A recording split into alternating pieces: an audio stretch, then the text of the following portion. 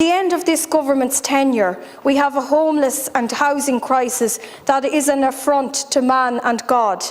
We are one of the richest nations on earth, according to some assessments, but our single greatest asset, our children, our young people, are being financially squeezed or forced abroad. Government, until the dying minutes of its regime, and through its own sheer gutlessness, has refused to face up to the measures needed to reduce vast numbers of illegal inward migration. This has allowed the growth of an entirely new phenomenon, the asylum industrial complex. This is draining billions from the taxpayer, with estimates that government costs are now running over €5 million per day just to maintain a socially catastrophic policy. It is the most expensive virtue signalling policy in history. Our farmers' incomes have been decimated, and it is disappointing to see that despite the small measures there's not enough being done for farmers. Our hauliers have again been let down. They're facing an increase in fuel costs and an increase in carbon tax. The hauliers and farmers are the backbone of our rural economy, and so too are the small restaurants and the cafes that still have to endure a 13.5% VAT rate.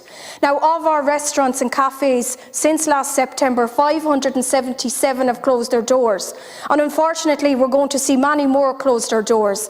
And this is because of the short-term thinking of government.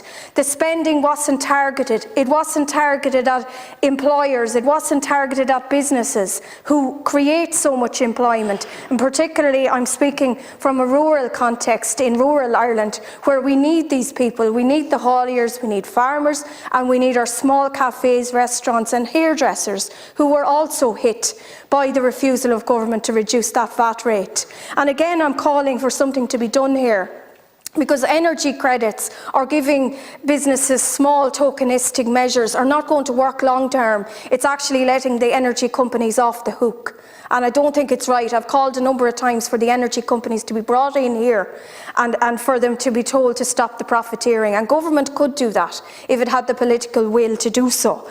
I believe that government, they will make farmers' lives even more difficult because of the fact that they're being forced to meet green targets. And also, the shiny green policy is only deepening the economic assault on our Irish farmers, who, as I say, are the backbone of our economy, but are not getting enough support.